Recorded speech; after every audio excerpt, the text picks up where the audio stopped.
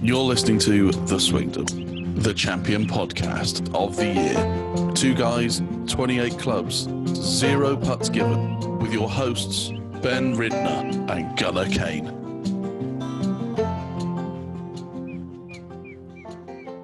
Yeah, I haven't quit in a while, but I'm quitting this week. You quit? Golf as we know it is over forever. What are we going to do? Golf is over as we know it. Are we even allowed to? You know what I've decided. How much protein powder have you bought for Gavin?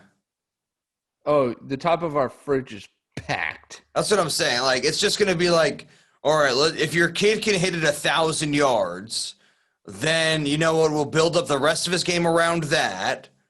But like golf isn't about hitting fairways and it's fairways and greens. Fairways and greens is dead. Drive for show, putt for dough. Nope. Drive for majors and putt if you want to. Drive for millions. Putt for stillions. Putt at cotillions. It's a late night for you.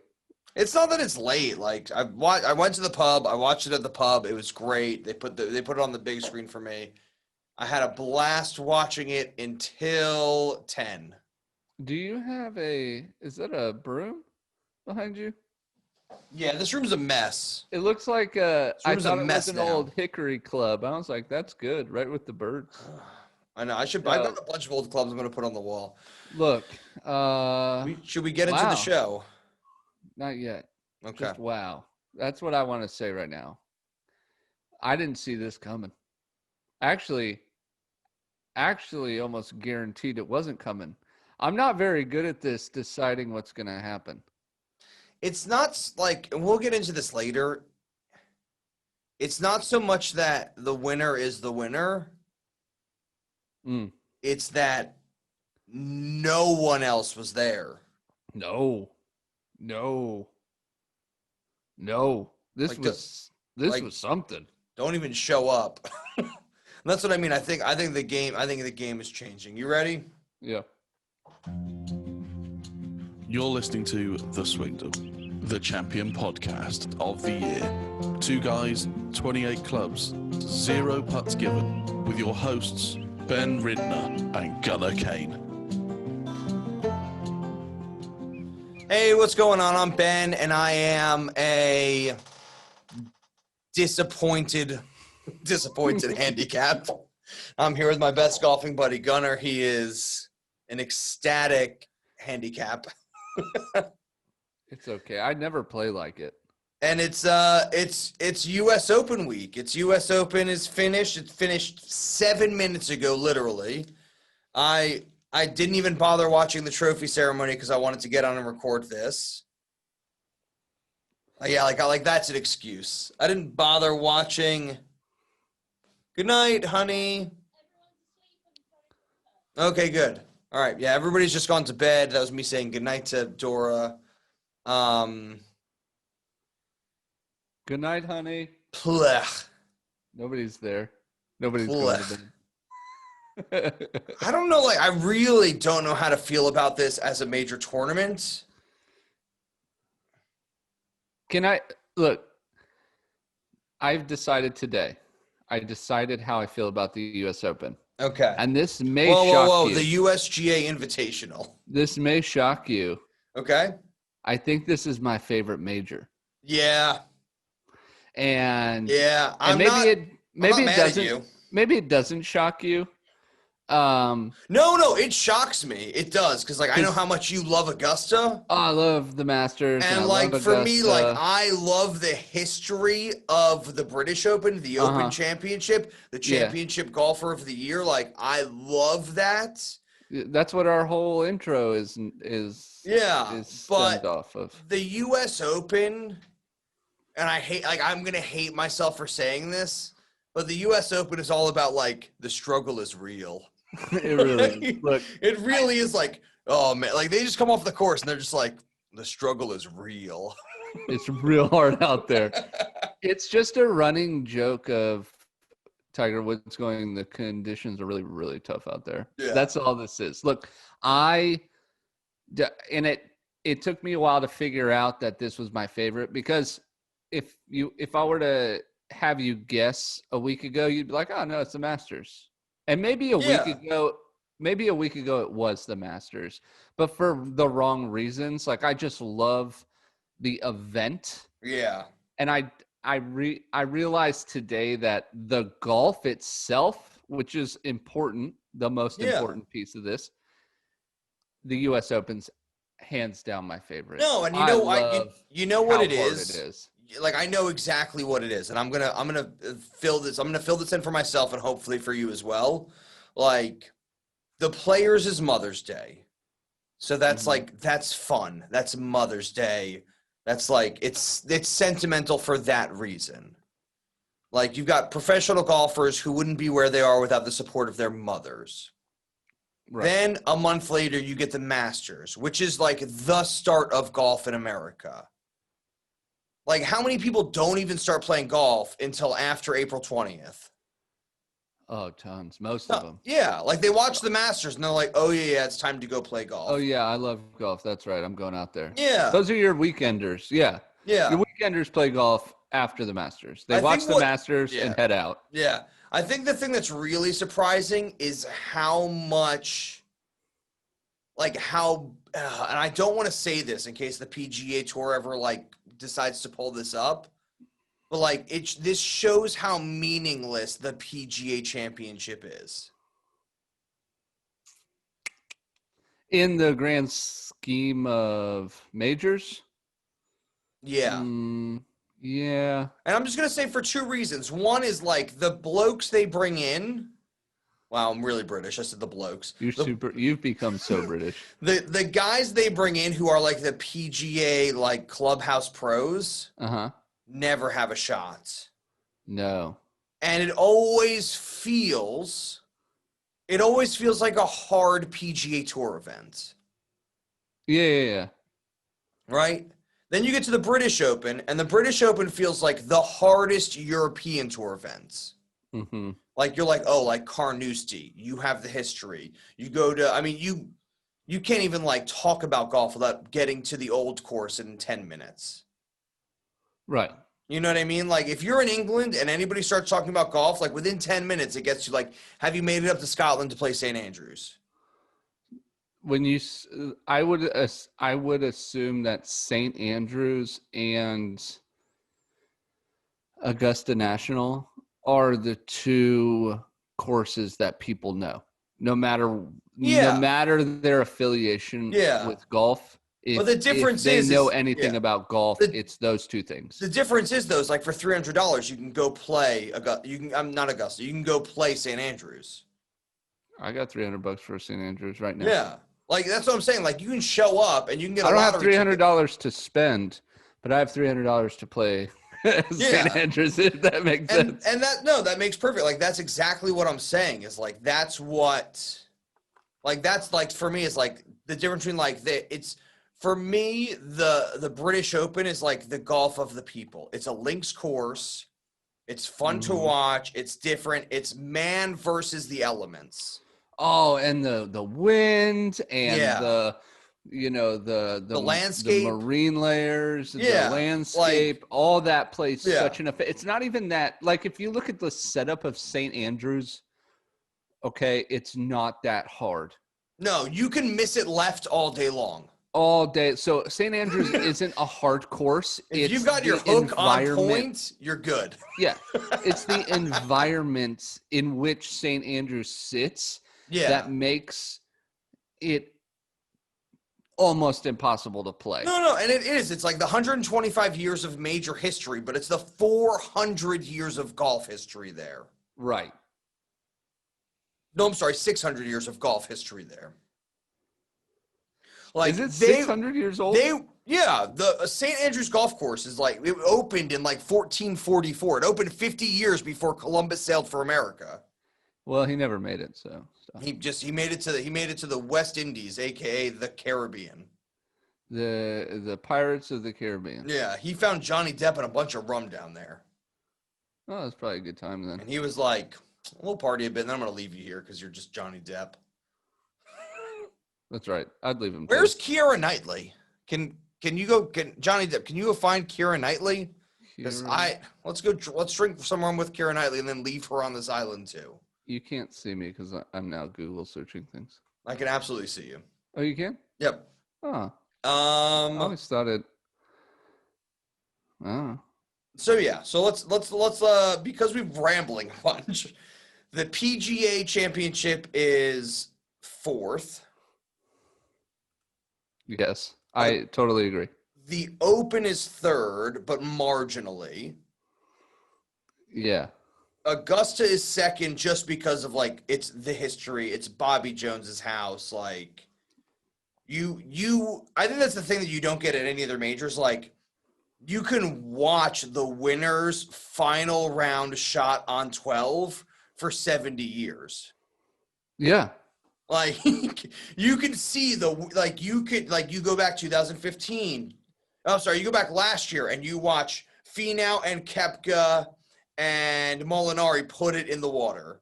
Mm-hmm. You go back to 2016 and you watch Jordan Spieth put it in the water twice. I'm just a legendary. You go back to the 80s and you burn see downs. Yeah. you see Freddie's ketchup in the grass. Mm-hmm. You go back to the 50s and you see Ben Hogan, make a birdie when his playing partner makes a hole-in-one. Like it's just you have that Augusta history. But for me, in terms of challenging and interesting golf, it like especially at a place like Winged Foot, the USGA puts on a show. This is what I was talking about with our preview show, the US Open. And this is kind of what led me to realize that this is my favorite. Although it wasn't until today that I put it all together. But this is the USGA does this thing where they bring the best players in the world and make them play the hardest course they can make. Yeah. And whoever struggles the least gets crowned and celebrated for the rest of their career. Yeah. They go down in history. This was the 3rd massacre at Winged Foot. Yes. Like one man under par by 6 shots. And what a margin to win by. So like I'm coining it now. This is yet another massacre at Winged Foot. This is a massacre at Mamaroneck. The Mamaroneck massacre. Yeah. Look, you were telling me that you thought, the score would be low for a single day, or the score would be pretty low for the week. And, I went the historical route.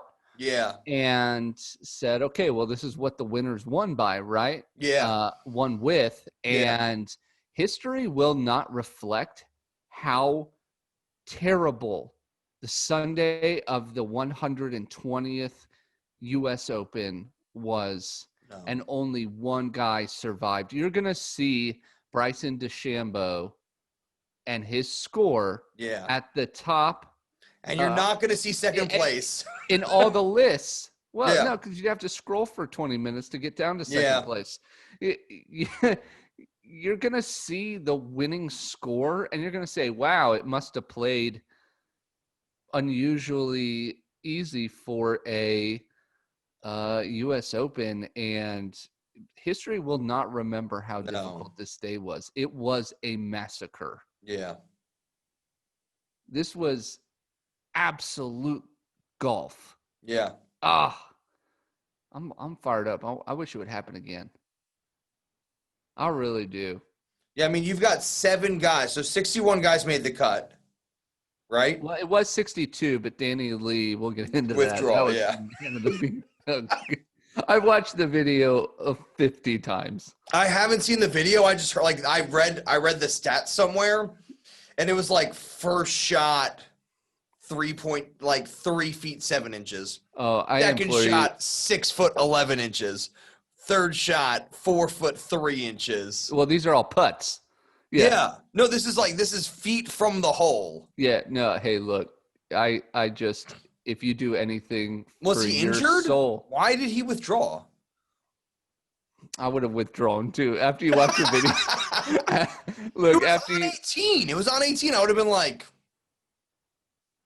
there's always tomorrow. no, dude, his soul wasn't in it. His soul was gone. Wingfoot took his spirit.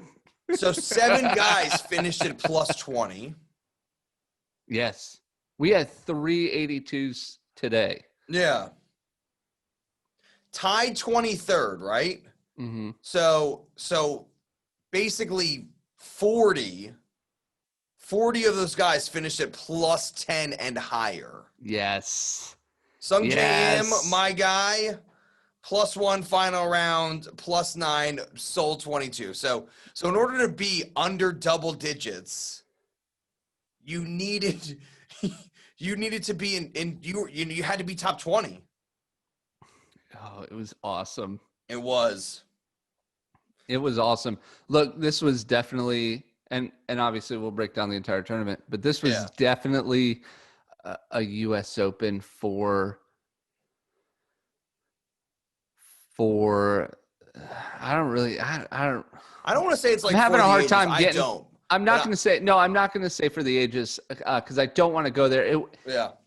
It wasn't. Let me rephrase it. It wasn't a U.S. Open for the faint of heart when it comes to playing. No. Not at all. No. Like I said, history's not going to remember this day.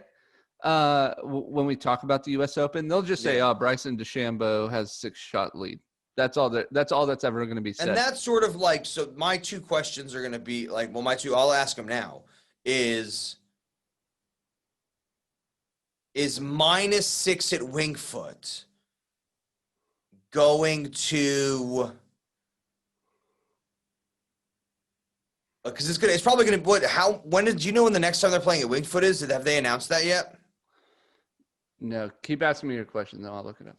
No, I was going to say, I'll do the same. Basically, like, so the last time they played at Wingfoot was 2006, and it was like the Massacre at Wingfoot where Phil flubbed it on 18 and came in second for like his 4th or 5th time. My question would basically be if in 14 years' time they see -6 Bryson DeChambeau, are they going to say, "Nah, we got this. We can overpower the course"? Do you think that's going to be the general consensus by golfers of the next 15 years? Yes. Okay. They're not going to be like, "Oh, well, Matthew Wolff was like, the next score was even par. Matt Wolff, solo second, played -5 on Saturday, played +5 on Sunday." Like, what are you going to do? I don't know. I think the game's changed. Okay. I think it's And then, changed. I was going to say, then my next question is going to be like, you have a son who is like, he's into golf. Mm-hmm. He's into golf. State championships next weekend. That's what I'm saying. Like, he's a winner at like the state level. Hopefully he like plays well in high school. Like, hopefully plays like, at least, like, I'm not saying like gets recruited or like goes pro, but like has fun playing in college. Yeah. Like, saves you some money and has some fun playing in college. Hey, let's go D3, baby. Yeah. Let's go. Let's full ride. I don't care where it is. Like, full ride. Full ride, let's do it. JUCO. Let's do it. But do you think like coaches are going to pull him aside in the future, in the near future, and be like, "You've got to work on your 105-mile-an-hour fastball. Like, you've got to get your ball speed above 160 by the time you're 15, or else you don't have a shot." I think there's a real. It's way too early to tell, Ben. And simpler than that. Then do you think in the next year you're going to hear a lot of parents saying, "Don't worry about control, don't worry about accuracy, let's just worry about power"? Yes. Okay. Are you going to be one of them? A lot of kids. No, so Gavin, and for the record, Gavin's a smaller kid. Yeah. For the record, hold on, let me write that down. Write it Gavin is small. tiny kid. No, he's not. He's not tiny. No, He's no, I know smaller he's not. He's on the smaller side, which isn't, anything against him. I mean, look at Justin Thomas. No, but like when you say smaller side, he may be like 10 pounds below average. But he's Right, but he's 10 also not like 40 pounds above average like some No, of the but kids 10 are. pounds is a lot of power. Yeah. No. I get what you're saying. Like if there's somebody who's 40 pounds, like that's 50 pounds of aggressive power that he doesn't have. Right. So he plays with finesse. Yeah. But No. When I play with him, and I've never like I see Zach Johnson. uh-huh. Like I see somebody who like he's like, let me get to like 30 yards out, ship it close, and then make you so angry with his putting skills that you don't hit your driver straight on the next hole anyway. Yeah, he's rare. So what's funny about Gavin, and I will always give him props for it, and it does get frustrating sometimes because you get nervous for your own children when you watch them. I get nervous. He's not even my own kid. Right. So you get right. So you get nervous, and what happens is he doesn't hit greens in regulation. No. Ever. He rarely hits a green in regulation. But you know what he does hit? Fairways. He rarely misses fairways. He's the epitome of fairways and greens. Yeah. So Yeah. he hits, I want to say 90% of fairways in all of his tournaments. Yeah. In all of his practice rounds, he finds fairways. Yeah. What he doesn't do is find greens, so he chips and putts. And he lives by it. It's painful. It's As hard. somebody who plays against him for very, very small sums of money, it is painful. Which you never pay, and he knows. I owe him $8. I owe him $8. I apologize. I'm apologizing now. Stop. Don't say sorry. But he chips and putts. That's what he does. Yeah. He chips, putts, and when he makes a bogey, it's because he's two putted.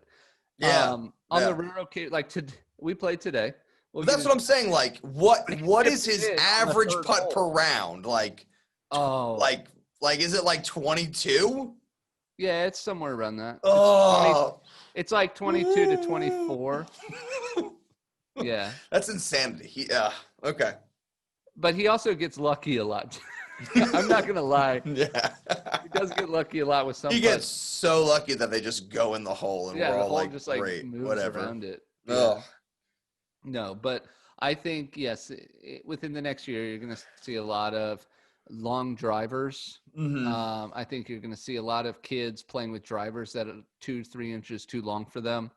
48-inch driver Bryson had. Yeah, I think you're going to see a lot of really wide stances. Mm-hmm. I think you're going to see a lot of jumping out of your shoes. A lot of jump. Now, I'm surprised though that didn't come around when Bubba Watson won his 2 Masters, because Bubba Watson jumps out of his shoes. Yeah, but he does the same thing that like Rory does when he wants a power, and Justin Thomas does occasionally when he really wants power. Like he moves up to his toes. Yes. Like this Bryson thing is new, where he pivots left, like both feet pivot left. Oh yeah, he twists instead of hops. Yeah. Like most people are like, and the thing that I've always heard about when you've got your driver out is like you wanna control the power from the soles of your feet from the ground. You want to push up out of the ground so that you're in an upward motion because you're hitting the ball in an upward motion. What they've got Bryson doing is like they're just like keep the plane as flat as possible, keep it a single plane drive, and just turn as hard as you can. And we don't care where you end up, but as long as you're turning as hard as you can before you get to the ball, like his average ball speed was 187 tonight. Look, I don't want to be pigeonholed into having to walk back all the negative things I've said about Bryson DeChambeau. No, I'm going to continue them. Right. My negativity is driving this podcast. What I am going to say, though, is that Bryson has done it, and I believe I've said this in the past. Yeah. Bryson has done a really good job of straightening that drive out. It used to be all over the place. Yeah. Now it's going straighter than it used to when he hit shorter. Yeah. So I will give him that credit. I still think the way he treats golf is stupid. I still think his body cannot last doing what he's doing. And I've got a great question for the second part of the show when we get into the stats, when we get into day 4 stats. I should probably write it down, but just remind me to ask you what it is that I've got to ask you, and then we'll talk about that. You wanna hit on the I think we're about 20 minutes in. You want to hit it on the commercial break?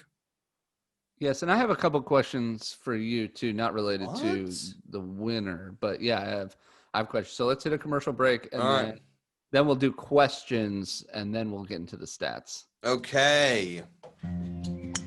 It's time for us to put down our bag and hear from our sponsors. Did you actually hear from our sponsors? Have you heard from our sponsors? I think I have, but it's most of the time it's really hard for me to hear. Yeah, I have a hard time hearing. Yeah. From our sponsors. They communicate with us. Yeah. We don't necessarily hear them. Nope. Well, that's fine. It's a good reason to go to Beltone Hearing Aid Centers of New Jersey. If you've never one of those, but it's yeah. Oh, I've got one of those. You ready? Hold on. Let me There you go. If you haven't heard of New Jersey, wow, this is terrible. All right. So if you haven't heard of New Jersey, that's about right. All right. Just funny the first time. Sorry about that. You should take a trip there, not only for its lovely beaches and its proximity to New York City, maybe even proximity to Mamaroneck. Mamaroneck? Mamaroneck, yeah. Mamaroneck. Yes. You should go and get your hearing tested for free when you use the code word golf and call +1 732 888 9000. Again, that's +1 732 888 9000. You'll hear such lovely tones as, "Hello, Beltone Hearing Aid Centers of New Jersey. How can I help you?" At which point you then just yell into the phone, "Golf." That's it. And they say, "Oh, you must want a free hearing test." You need a free hearing test, exactly. You must love listening to the Swingdom. Oh, you're fans of the Swingdom. Well, we're fans of them, and here's a free hearing test. Yeah. So ask questions like, "Are you proud of your son?" At which point, he'll say yes. He'll say yes. I'm very proud of him and his podcast, The Swingdom. Or he won't. Debatable. That's a debate we'll talk about another day. But no, check out Beltone Hearing Aid Centers of New Jersey. They're located in New Jersey, not Old Jersey, which is closer to me than it is to you, but New Jersey, which is closer to you than it is to me. Can you, after this, elaborate on what Old Jersey is? On what Jersey is? Yeah, Jersey, it's an island between England and France. Makes sense. Yeah, it's got a wonderful, elaborate history. It's got some incredible World War II history if you want to delve into that at any point. I really enjoyed talking about that. But the Axis powers took over Jersey, which it still is a British isle. It's one of the British Isles. Oh. And they turned it into like a propaganda machine for Britain. And they were like, "This is what Britain will look like underneath the Axis rule." Mm-hmm. And then the Battle of Britain happened for years and it never panned out. And then, they lost and Britain took Jersey back. So it's under the British flag. It's great. It's where the cows come from, Jersey cows. Mm-hmm. That's where they come from. Yep. Jersey cows. It's good. We've got Jersey cows in Rixieville. Those are what our kinds of cows are. Oh, yes. Yeah.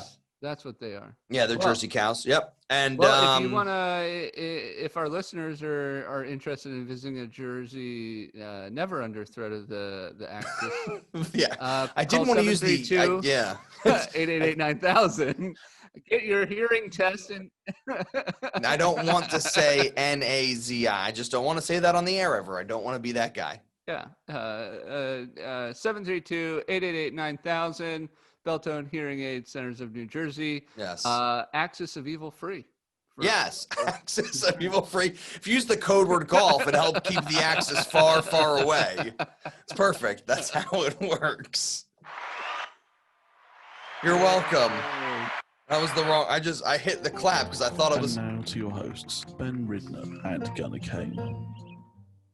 My buttons weren't my buttons, so I thought I was going back off the commercial, and I just hit a clap. Which, congratulations, Jersey, for not being under the Axis powers anymore. Yay. Round of applause. But back to the show. Congratulations, New Jersey, for not suffering such threat. If anybody listens to this show who hasn't watched the YouTube version of the show, we do implore you to go smash that like button, subscribe, hit the little bell on there. We got a great YouTube channel, thanks to Ben.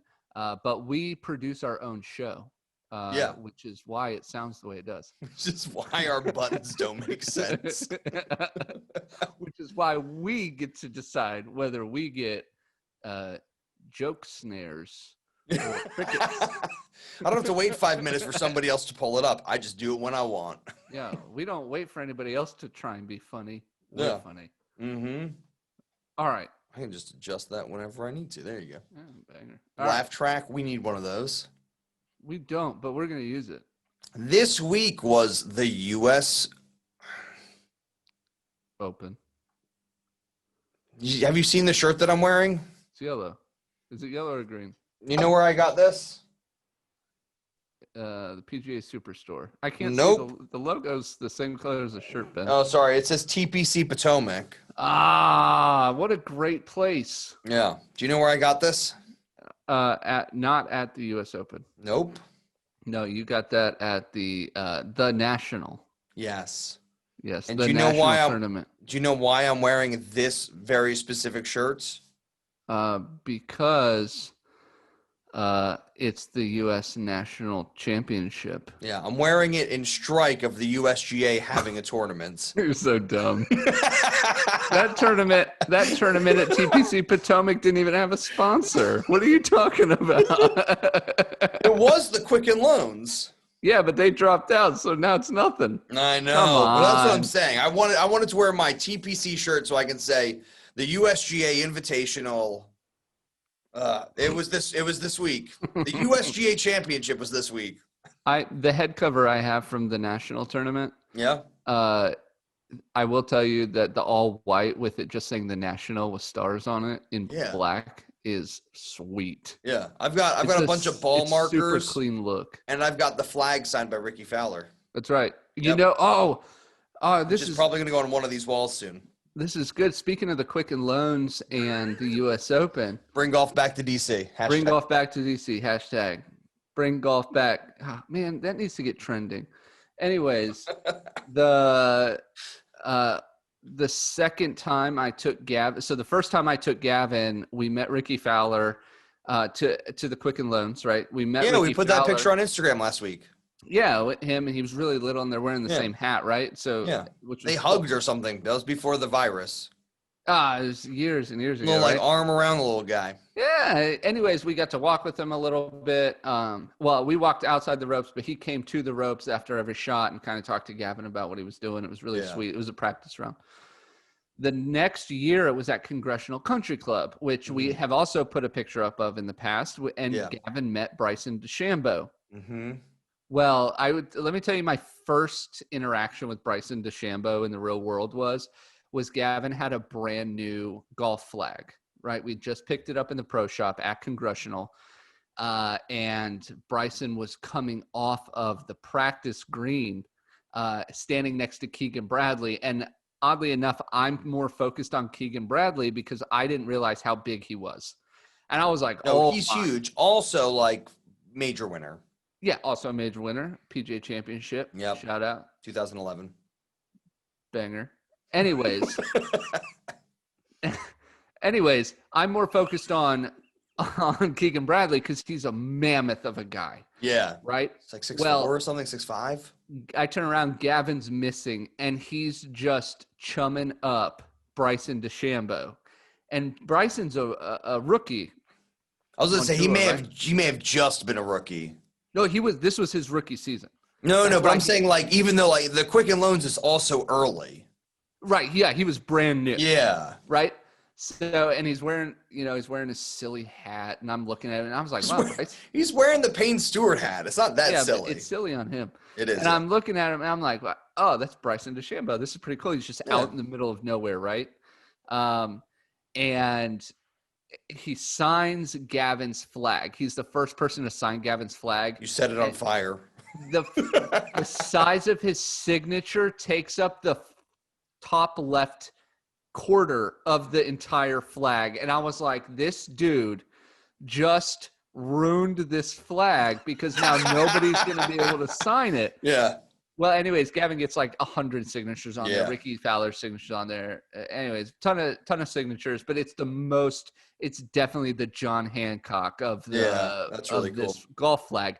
Now I'm like, oh, well, we met him the year it must have been 3 months into his PGA Tour career. Yeah. And now look, he's a U.S. Open champion. Yeah. He's a major champion. Yeah. And we've got this really cool piece of memorabilia. So I think that's pretty cool. But that was my first real impression of Bryson was he's way too big for himself. Look, he just wrote all over this kid's flag. I don't think I've told you this. So I have when I went to the Open at St. Andrews, I went to the Wednesday of the US Open at St. Andrews, the 144th the British Open. Yeah, I meant British. I didn't mean to say. If I said U.S., that's wrong. I think I was hoping just say the Open because that's what. If you don't call it that, people here get very angry with you because they're like, well, you're now because of this mistake. They're putting you back on a ship and sending you back over here. No, they're steerage. We don't care. They're Kate Winslet is not there with you in steerage. Go away. They said, Ben screwed up for the final time. Yep. Send him back. So, and like you can see on Instagram, like there's a picture of me with Frank Nobilo. So me and my buddy Andrew Mallon, we went. Oh, this is such a terrible story. So me and my wife got married in May of 2015, and my buddy Andrew, friend of the show. What? Friend of the show. Great guy. I hope he's okay with me telling the story. I hope he's not okay with you telling the story. Okay. So he broke up with his significant other, of which he was engaged to. I would not be okay with this, but you've already said it. Keep going. So they were, yes. He's now married to I love Kelly. I love his wife. She's amazing. I love her. Andrew and his wife now are perfect for each other. He was at that time, he had broken up with somebody who he was engaged to. You're hiding your face. I'm so scared of what's happening. I don't want to be a part of any of this visually. So he comes down to Virginia. He comes down to Virginia and wants to sort of like blow off some steam. And by blow off some steam, be like just sort of like hang out and like wrap his head around sort of like the last 2 years of his sort of like, oh, I was in a relationship. Like, what do I do now? Mm-hmm. And I was like, well, me and Isadora just got married. Like, we're taking our first vacation as a married couple to Scotland and England. Like, do you want to come? And is this like your honeymoon? No, it's our first vacation as a married couple. No, it's totally your honeymoon. You invited Andrew to your honeymoon to Scotland. Well, I didn't think he was going to say yes. You wanted him to say yes. That's why you asked him. So I asked him, and his response wasn't yes or no. His response was, let me call my travel agent. Of course. Well, Andrew's the kind of guy who has one. So he calls his travel agent, and he gets his points moved, and he ends up coming to Scotland with us. And it's me, my wife of 2 months, who I'd never been on vacation with since we were married. But what you needed was a buffer. That's what you need. You needed somebody just in case. And Andrew came along. So, it was, we had an amazing time. Yes. We didn't have our honeymoon until like 4 years later. But you all three went to the Open. We went to the Open for a Wednesday practice round. Right. Me and Andrew followed Zach Johnson around. Mm-hmm. Zach Johnson did not sign my Cleveland visor. Jerk. Not a jerk. I think he was sort of like. I'm just joking. I think he was just sort of like, I don't play Cleveland. Why am I going to sign your visor? I really like Zach Johnson. I don't blame him. Andrew takes a picture of me, him, and Ricky Fowler, of which I am not in the picture. No, you're not. I've seen the picture. You're not. Oh, You're not. Me and Andrew are like this. Ricky Fowler's in between the two of us. We've got our arms out like we're like, Right. Ricky Fowler's our best friend. And Andrew takes a selfie, and I'm not in the picture. That's one of the first things Andrew showed me when I first met him. He's like, it's such a he good said, picture. He'll have to send it to me. check out this picture I have with Ricky Fowler. Ben No, and I he goes, took check out this picture of me and Ben with Ricky Fowler. That's exactly what he says. He goes, look at Ben and I took a selfie with Ricky Fowler because him and I were talking about that bit about Gavin. And Ricky's like, oh, I met Ricky too. It's great. Look at this picture Ben and I took with him. And it's just him and Ricky. Just him and Ricky. And I was like, you can where's see my Ben? hand. Right, that's what he says. He's like, there's me, there's Ricky, and there's Ben's left thumb. And it's terrible. So let me I forgot even what I was talking about. We had such a good Frank time. Nobilo. Yeah. Yeah, so I basically like walked around the course. Like I spent 2 hours walking 18, watching Jordan hit a few tee shots. Like I followed Jordan Spieth for 3 holes. I followed Dustin Johnson for a bit. At the end of the day, it was like the greats of St. Andrews. So it was like Jack Nicklaus, Arnold Palmer, Tiger Woods, who was injured at the time because it was 2015, John Daly, like anybody who'd won the Open in the last however long, like who was of consequence. Mm-hmm. Like we saw them play 1, 2, 3, 16, 17, 18. Wow. And it was like to watch Arnold Palmer tee it up at St. Andrews. Like I'm still getting goosebumps. It was amazing. Watch Jack Nicklaus do the same thing. It was absolutely incredible. But Isadora didn't walk around with me and Andrew. So she stayed at like the putting green and just got like a ton of signatures on a British Open hat. So I've got a hat with like 30 signatures on it. That's awesome. And I don't recognize any of them. I have to do I every have time no idea who they are. I recognize Henrik Stenson and Ian Poulter, and that is it. And there's like 25 other signatures on this thing, and I'm like, is that Jason Day? Is that Stuart? Is that? And I'm like, Dora, did any of these guys like you know what they look like? And she's like, no, people just wanted to sign the hat. They thought it was fun, so they just kept signing the hat. And I was like, you've no idea who any of these, like they could have been caddies. It could have been somebody's manager. Like there's just signatures all over a British Open hat. I have no idea who they are, except for Henrik Stenson and Ian Poulter. Wow, that was a long story. I do this thing where when Gavin gets a signature, I take a picture of who's signing it. It's just No, you have to. Like you really have to do that. And then sometimes if I don't recognize them, I get a picture of their bag because it has their name on it. Yeah. And then I know. Real quick about the caddies, it definitely aren't caddy signatures because that's against the rules. Oh, is it? Yeah, the PGA and the RNA have rules against caddies signing things. So we tried to get caddy Joe's signature, Ricky Fowler's caddy, because Gavin just absolutely thought he was the coolest guy on the planet, and he's a really cool guy. Yeah. But he said, no, I can't. But here's a ball instead. So he got one of Ricky Fowler's balls they played 18 with in a practice round. Oh, that's really cool. Yeah, but they're not allowed to sign. He explained the whole thing. Oh, okay. Because I know that we had we tried to get Ricky Fowler's wife to sign. That's right, we did. Yeah. She was like, "This is conflict of interest," and I was like, "You just don't want to sign anything." This is the second, right? My question for you. Let me ask you this real quick before, because the breakdown of this tournament is going to be super quick. Is this Phil Mickelson's last U.S. Open? No. I didn't think so. He'll play it for another 10 years. I just wanted to ask. No. I did love the picture of him on the couch. Oh, yeah, recovering. This was brutal. Oh, I need my coffee to recover from a hard 2 days at Winged Foot. He is such a salesman. All right. So, you ready for this? Yes. All right.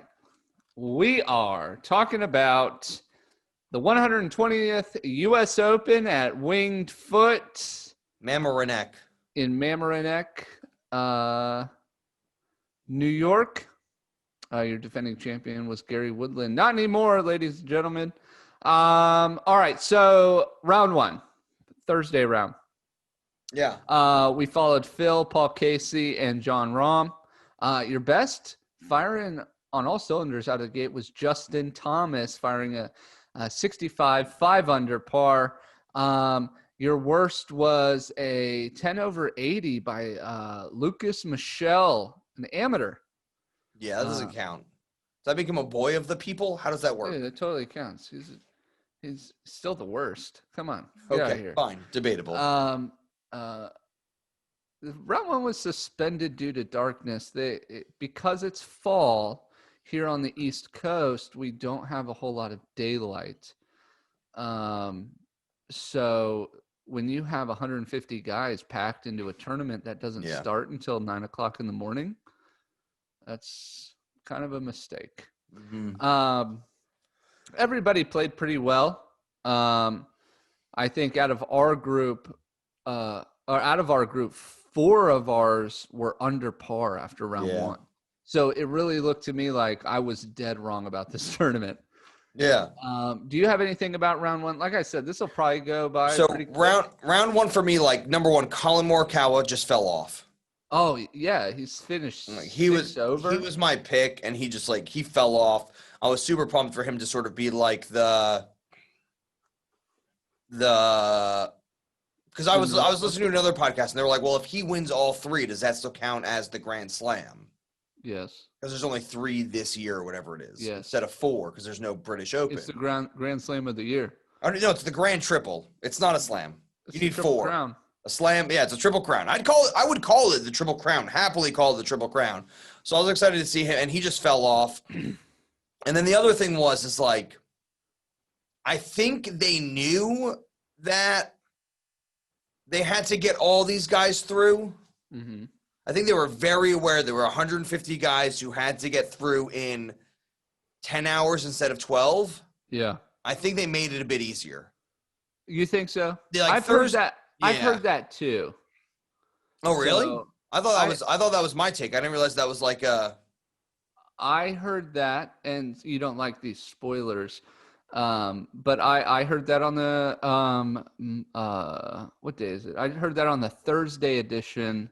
I'm sorry, the Friday edition of the Tony Kornheiser show. Oh, okay. Michael Kornheiser had that same take. I may have heard it from Sansi, but in looked, passing. Yeah, not in passing, just in your text messages. I was doing the Slingbox, so I was just watching it. Slingboxing it. They were sort of like, these guys are getting through, and I was like, well, they must have made it a bit easier. Yeah, scoreable, to push through, yeah. All right, day 2. Let's get to that. Featured group, what? Day 2, that's a Friday. That's a Friday. Colin Morikawa, Justin Thomas, Tiger Woods. That was a cool group. Yeah. I love when Justin Thomas and Tiger Woods play together. Mm-hmm. And it all stems back to that. I think it was like a year and a half ago when Tiger Woods just looks down at Justin Thomas's ball. And it's like, oh, that's yours. Oh, mine's up there. Oh, yours is here. Oh, mine's 20 yards further than yours. All right, I'll see you later. I'll see you up there. Yeah. Yeah. Tiger Woods is the best. Unfortunately, Colin and Tiger Woods couldn't pull through. Justin Thomas shoots 3 over on Friday. Your best. This is a real bummer. I haven't looked at these notes. Bryson DeChambeau is your low scorer of Friday with just a 2 under. Yeah. And Sung Kang fires an 86. Mm-hmm. 16 over par, and I was in on it. I absolutely love this. This is man of the people golf. This is why it's the U.S. Open. This is the Open 86. For the people. An 86. Thing that I was gonna say. So I was totally cool with man of the people. Totally cool with people shooting in the positive numbers, going really really high. I was okay with that. The one thing I wanted to see this year that I didn't see, and spoiler alert if you haven't watched yet, there's no lost golf ball in bounds.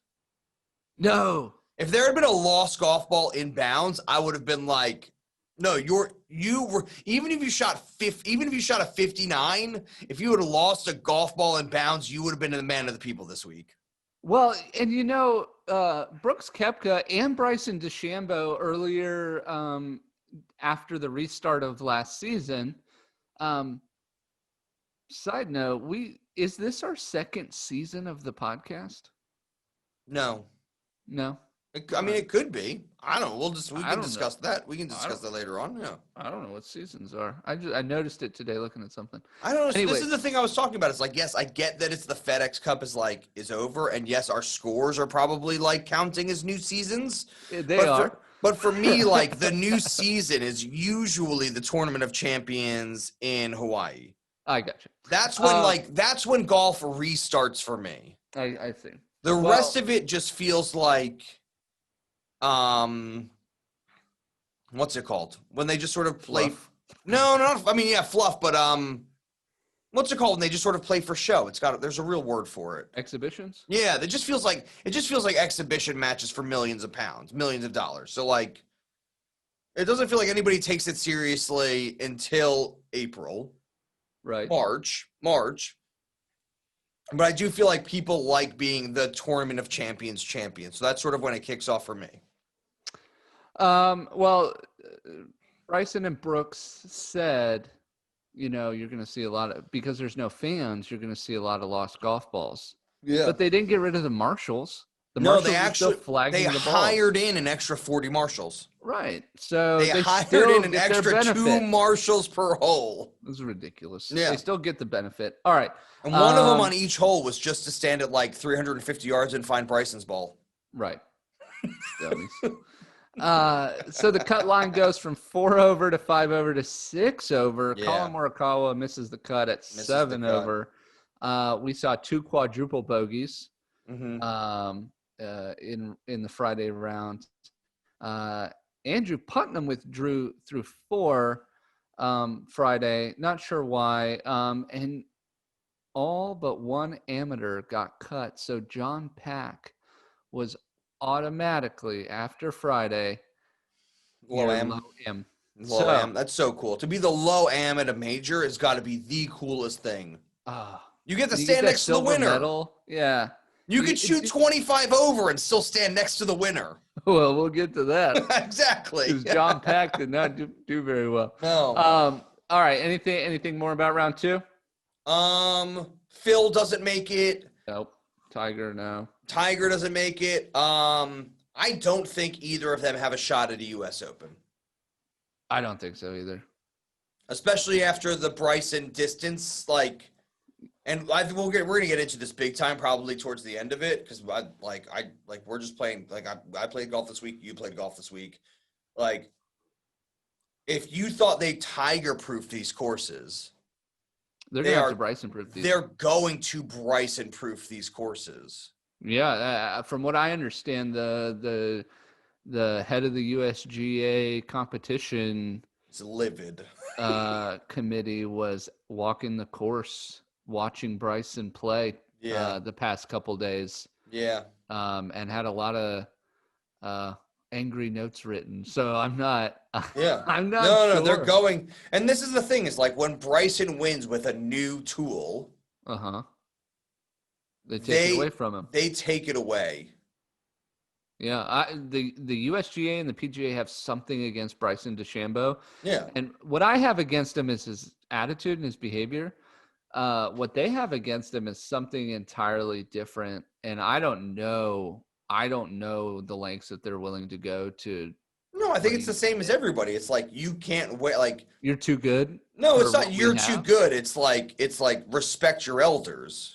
I hate that. And I hate that because it's like if you want me to respect you, come out and play better golf.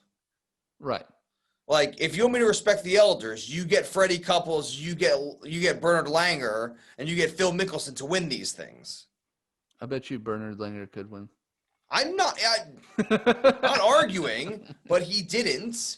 And that's my argument is if you want these 65, 75, 85-year-old guys in the USGA who are holding on to positions of power because they enjoy the power more than the salary. Mm-hmm.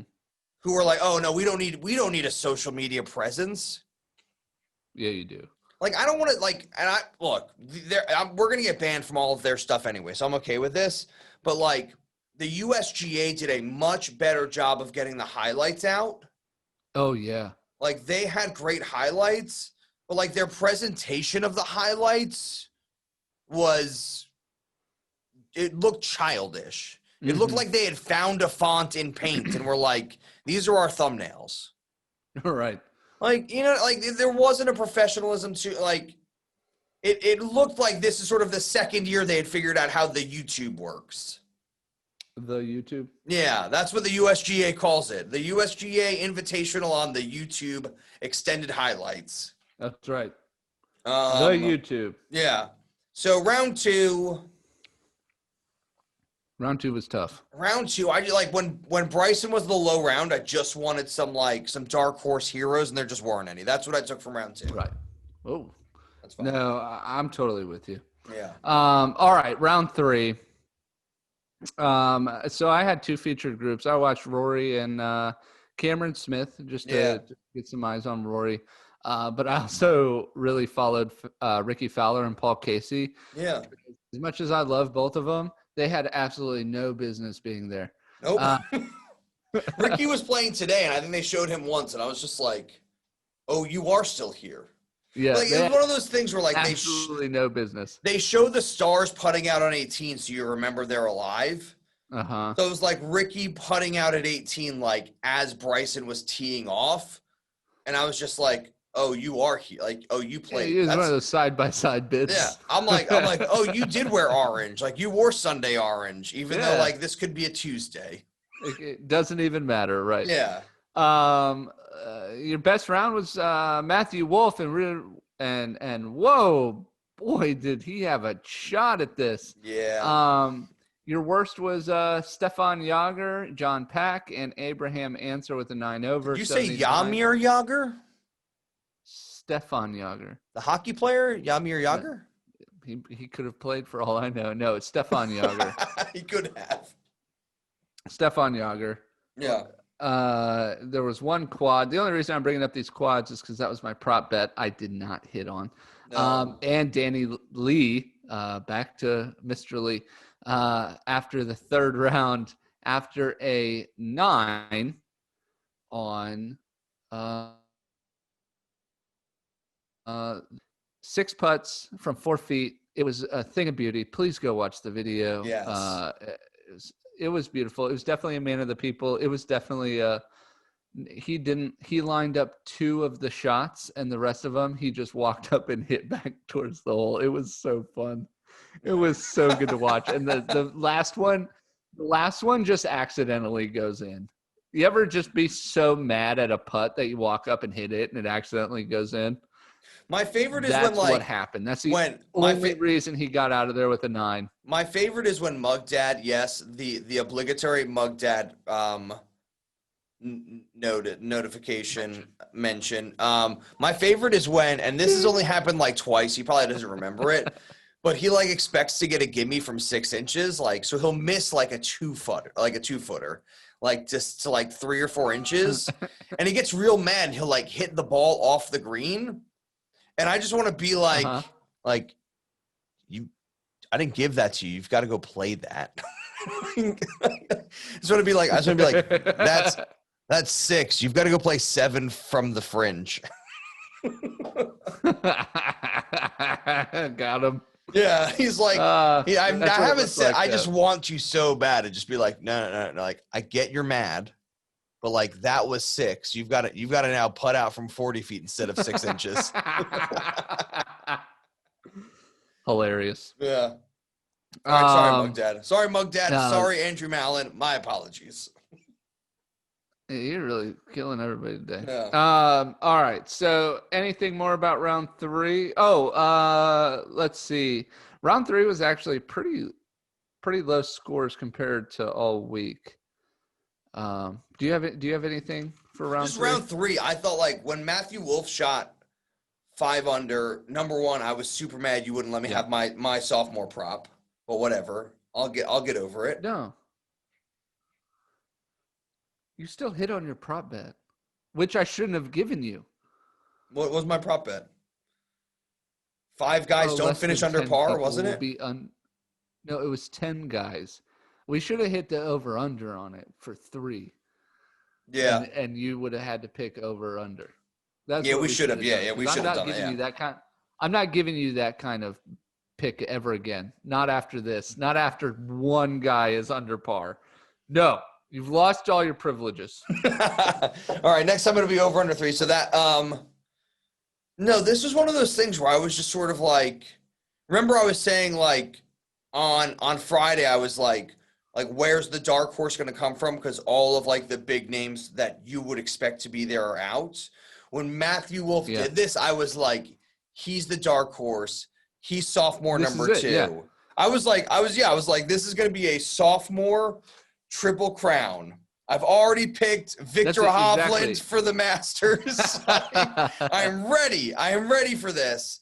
And I was just sort of like, I was like, Matthew Wolff is 2 up going into round 4. Mm-hmm. I was like, this was one of the times where I was like, I looked down the list. I didn't see anybody there that I really believed in. And I was like, this is a 2-shot his to lose situation, which I don't like doing. You know I don't like doing that. No. Because these guys are good. They live under par. Yeah. They do live under par. All right. So round 4. Well, your top over. 4 finished. It just finished. Your top 4 going into today was Matthew Wolff, Bryson DeChambeau, Louis Oosthuizen, and Hideki Matsuyama. Yeah. Bryson, low round of the day again. 3 under par, 67. 3 guys. Buzenholt, is that how you pronounce that? I think it's so. Not spelled the way it sounds. I think it's pronounced Buzenholt, but it's spelled like Buzedenhout. I think it's Buzenholt. Victor Munoz and Imahira. I've never heard of him. They all 3 shoot. Yeah, they all 3 shoot a 12 over 82. Bezuidenhout. Yeah, I don't. I almost feel like it's pronounced Buzenholt. That might also be true. I think I've heard it pronounced that way. Your low AM of the 120th U.S. Open is John Pack. Gets to stand next to the winner, even though there is a 24-stroke difference between the two. 18 over par, tied for 51. And Bryson DeChambeau is your leader by 6 strokes at 6 under par over Matthew Wolff, who finishes at even. This is one of those things that like upsets me. I'm looking at John Pack. I just pulled up his Instagram, not his Instagram, his Wikipedia, and it's is an American amateur golfer raised in New Jersey. Pack attended his high school in New Jersey for 1 year before moving to Orlando, Florida to train. He's like one of those IMG athletes. Yeah, I can't stand that. Until Gavin becomes one, and then you'll be like, no, we should all do this. No, look, if they pay for it, sure. Yeah. Yeah, they it's like basketball. Basketball players, they go into basketball only schools. Yeah. It's like, can you listen to an audiobook while you play basketball? Good. We'll call this literature class. Right. Will you listen to Of Mice and Men while you are on the putting green? Fantastic. Yeah. All right. I still would have gone to one of those. Oh, yes. I hate it because I ain't it. That's yeah, right. Exactly. All right. So our picks. I had John Rahm, who finishes tied 23rd at 10 over par. Xander Schauffele, who finishes 5th at 4 over par. And Rory McIlroy, who finishes tied for 8th at 6 over par. My prop bet of 5 quadruple bogeys or more, I only got 3. So I missed on that. Ben picked Dustin Johnson, who finished 5 over par, tied for 6. And Justin Thomas, 6 over par, tied for 8th. His long shot of the winner playing the Safeway Open did not hit, but his prop bet of less than 10 players finishing under par did. Ben finishes with a total tally of 1,527 points to my 1,412 points. So Ben wins the week, but still is not in the lead. Yeah. With a very narrow victory. But good playing. That was Oh, that was a sorry. great tournament. I just want to go back to round 3 for a second. Go back to round 3. What happened to Justin Thomas? Congratulations, Bryson DeChambeau. Just fell off. Yeah, we'll skip that. And then Justin Patrick Thomas Reed. What happened to Patrick Reed? Oh, so it should be noted how much I don't like these two players. So I text Ben yesterday. Are you talking about my GIF that I never put out there? My meme. Yeah, I texted Ben yesterday and I said, why is Bryson DeChambeau and Patrick Reed playing so well? This is an absolute nightmare for me. Yeah. But I don't know. But Patrick Reed, he just fell off on Saturday. Plus 6 on Saturday or something? Yeah. Yeah, I was watching him play and I said, "Oh no. No. This is the Masters all over again." No. Yeah. And then the next thing is what's been, have you seen this thing where he's patting the grass down behind the rough just off the green on like 16 or something? Yes, but that's actually within the rules. I will have to sit with the rules on this and not. That's fine. You can tell me you're allowed to do this? Yeah. As long as the ball doesn't move. And even if the ball does move, you get to put it back.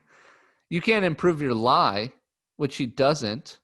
But he's improving the plane of the swing. But it's not a hazard. So he does get to put his club down.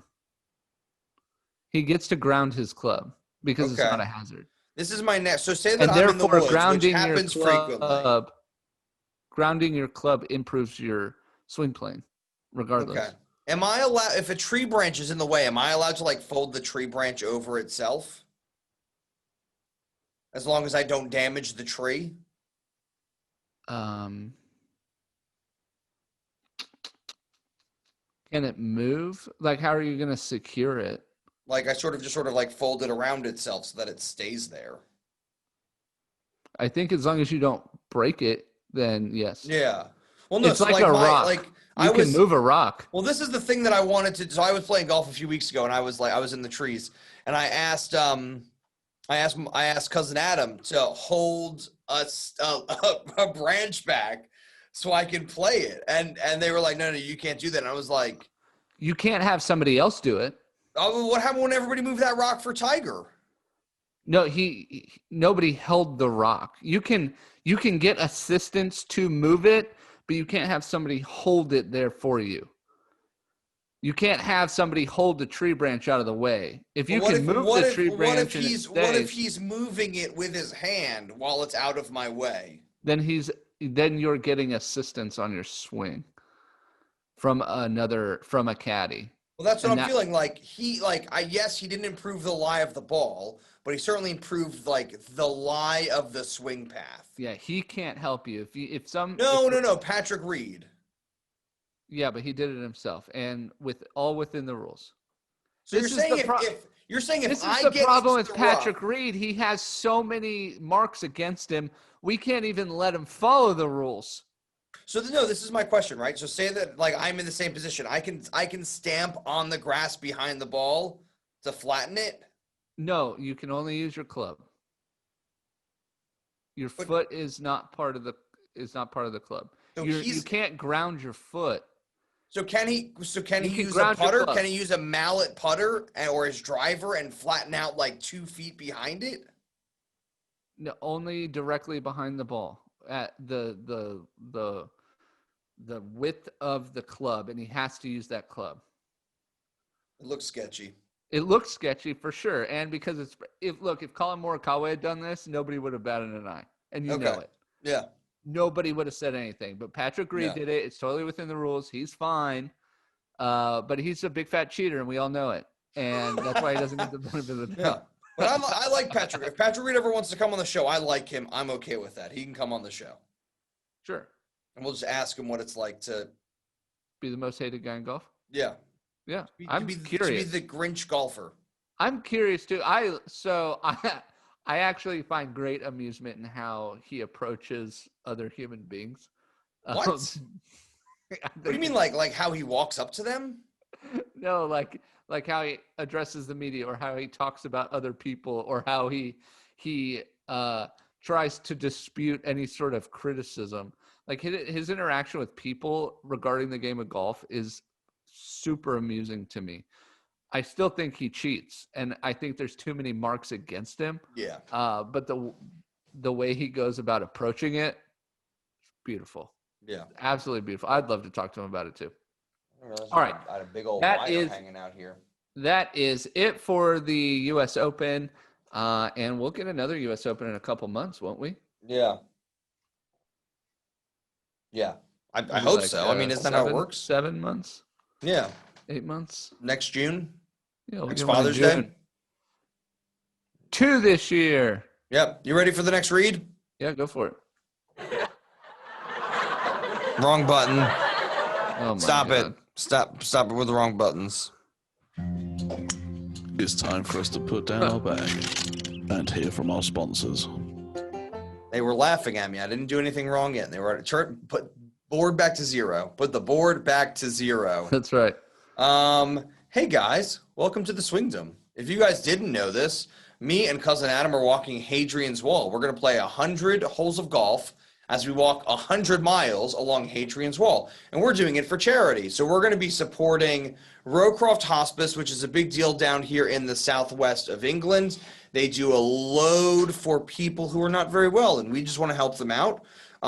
We are also supporting the Golf Foundation.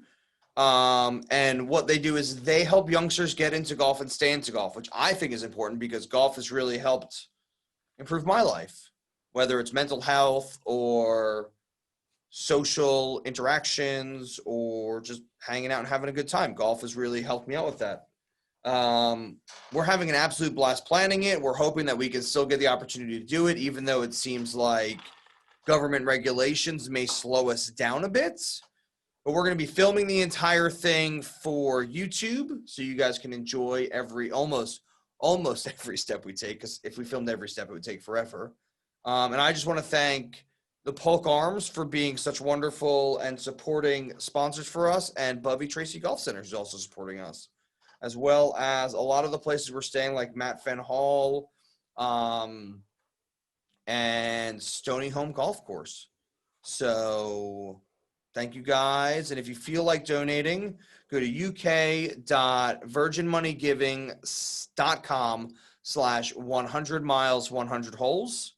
You can find it on YouTube, on Instagram, and on Facebook. So every penny goes to a good cause, and we appreciate everything you guys give. We sincerely appreciate it. So back to the show. Thank you. Thank you, guys.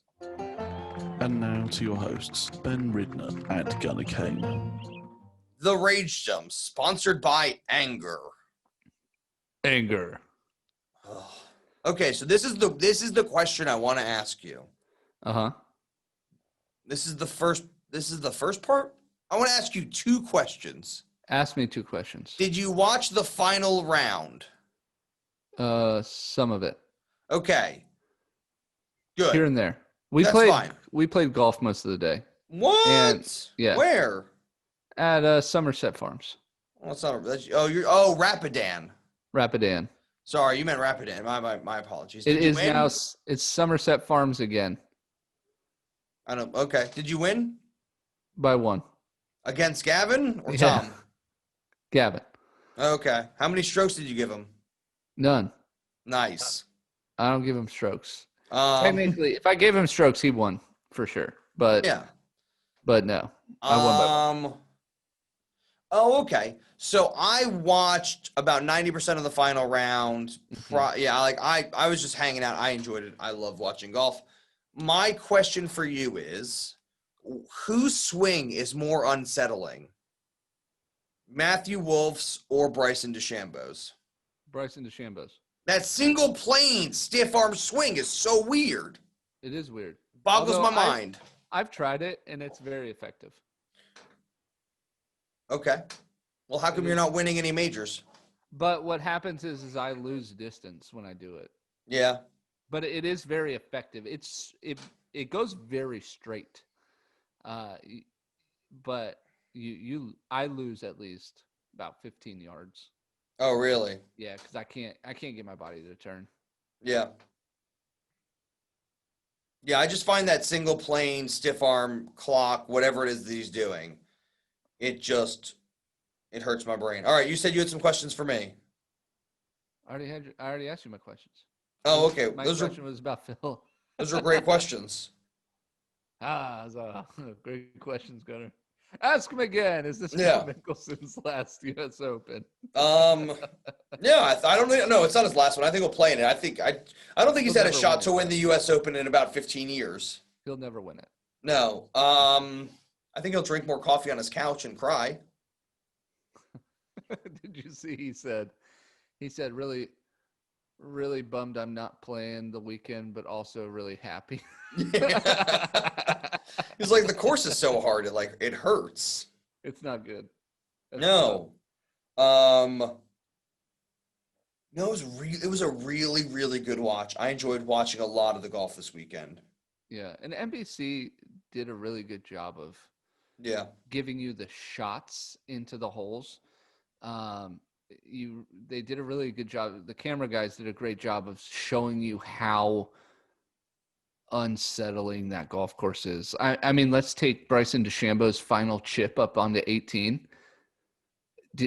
Just the height of that right side of the green compared to where he was standing was nuts. Yeah. And you really have to know what you're doing to make it work. It was something else. I'm just not happy Bryson won. I'm with you. Can I say that? I was rooting hard for Matthew Wolf to win this thing. That eagle on 9, I thought that was the turnaround. And then to see him just fall apart from 14 on was heartbreaking. You had to be honest. I thought Louis Oosthuizen had a really good shot. Yeah. I thought Xander Schauffele could have put it together. Mm-hmm. I really thought the back 9, I even text you, the back 9 is killing guys. Yeah. So I didn't see anything different for Bryson going. Even after I said it, he eagled 9. Even on 18, I was like, Bryson could quad this. Well, he absolutely could have. Yeah. He still would have won by 2, apparently, though. But still, I mean, it would have eaten him. We wouldn't be sitting here saying Bryson DeChambeau wins the U.S. Open by 6 strokes. No. Would you say he won it comfortably? Absolutely. Yeah. Yeah. I actually, after about 14, I said, "There's nothing he can do to lose this." Yeah, I was just play steady golf, and he did. He took his hybrid out on 18. Didn't even drive it. He took his driving iron out on 16. Yeah. Still went 280, but he still did it. What I mean? No, he played the par 3. I think it's 15. Yeah. 8 iron, 225 yards. It's ridiculous. That's 80 yards further than I hit mine. He's so strong. And I hit an 8 iron. Right. You know I hit an 8 iron. I know. I actually have. So what's really weird is I have 80 yards. Really average distances. Really average distances. I thought I had above average distances. Well, you do, and I have super average distances. Yeah. He still smokes us. Yeah. No, although this is really cool that he is one of 5 players to win the U.S. Amateur and the U.S. Open. Yeah, that's really cool. So let's go to the important thing. Yes. Are they going to update Augusta before he gets there? I don't know, but I tell you what. Is he gonna get to Augusta and just overpower it? After watching what he did this week to to one of the hardest U.S. Open courses. I'm not so sure his plan of bomb and gouge isn't going to work now. I know I've discredited it. I'm not mad. I'm not mad at but I'm just sort of like, if that's the case, where were you for the playoffs? Right. Where were you for the FedEx Cup? You had right. every opportunity. You top 10 the first 6 events back and won one. Right. How did Dustin Johnson win? You fell off for 10 tournaments. You crushed it for 10 tournaments. Everybody was terrified of you. You fell apart for 10 tournaments, and you were nowhere in the playoffs. And now here you are winning the hardest U.S. Open venue there is. Mm-hmm. Arguably the hardest major venue there is. It's something. It's one of the top 3 hardest major venues. It is. Yeah. So this is, do you think they're going to update Augusta, or you think they're just going to say, good luck, Bryson. See if you can beat Tiger. Yeah. Bryson and Tiger final grouping on the at the Masters. Does Bryson let him win? No. Does Tiger just mental game Bryson out of his shoes? Bryson wouldn't even let Matthew Wolff putt out so he could have the glory all to himself. He was just ready to go. Did you see that? He was outside of Matthew Wolff's ball by 2 inches, and he just walked up, started reading it, hit the putt, made it, walked away, waited for Matthew Wolff, and then celebrated. Yeah. He wouldn't even – he just – when he goes, he goes. Yeah. That was crazy. I thought he would have waited for Matthew Wolff and then made the two-footer. I was very confused by that. No, he was just ready to go. All right. Well. All right. That's all I got. That was a long ramble. That was a long one. That's what we do though here at the Swingdom. That's right. You're welcome, folks. You're welcome. If you want to talk about golf with us, you message us. Good old JR at Belton here. He just wants you to hear. He wants you. Can you just say Bryson DeChambeau just 5 times fast? Yeah, Bryson DeChambeau. Bryson DeChambeau. Bryson DeChambeau. Bryson DeChambeau. Bryson DeChambeau. There you go. That's for you, Coach Joe. Thank you for listening in. Coach Jay, you got it. Yep. Yeah. I had a blast watching this. Do I say it funny? I'm never gonna understand. Think you do. He's just sort of like he calls me up and he's like, if Bryson wins this, how many times is Gunnar gonna say Bryson DeChambeau on the show? And I was just like, it just kicked into my head this time. I think it's because he's one of the few players where we you have to say we say his first and last name. Oh yeah, we do say, and we also sometimes flip back and forth between DeChambeau and DeChambeau. Yeah, because there's Ricky, there's JT, there's DJ, there's ZJ, there's Phil, there's Tiger, there's Rory, there's Keegan, there's you know what I mean, but it's always Bryson DeChambeau. It is, and it's the longest name. Yeah. Out of all of them. Oh, so I know his putter's legal. Why does it feel like it's legal to me? I don't know. Because it's connected to his arm. It's not connected to his body, but it's connected to his arm. Yeah, it's just one of those arm lock putters. No, that's weird. It's I feel like it hampers the swing, but we'll get into that another day. Thank you guys for listening to us on the Swingdom. This has been another episode of the Swingdom. I think this is our 50-something episode. Is it? Yeah. Should we start season 2 at some point? I guess. All right. Maybe we'll do seasons by PGA Tour seasons. Okay. So last week was the start of season 2, but this was the continuation of season 1. No, this is still season 2 because this is part of this season. But is it? It's still the 2020 PGA USGA Invitational. Yeah, but we're still in 2020. I know. But it was supposed to be in 2020, but it's not. It was supposed to be 2019, 2020. This is now 2021. Your boy Jay said it was part of the 2021 season. I'll call him. We'll talk it over. We'll talk. We'll have a yogurt. We'll talk it over. Yeah, yogurt. Maybe some granola and stuff. Some mayonnaise or something. I got a squeaky chair. You do. I can hear it. Yeah. Yeah. Check us out. Swings him out. Swing them out. Oh, it's so late here. You've been listening to The Swingdom. Remember, we're just two guys, 28 clubs, 0 putts given.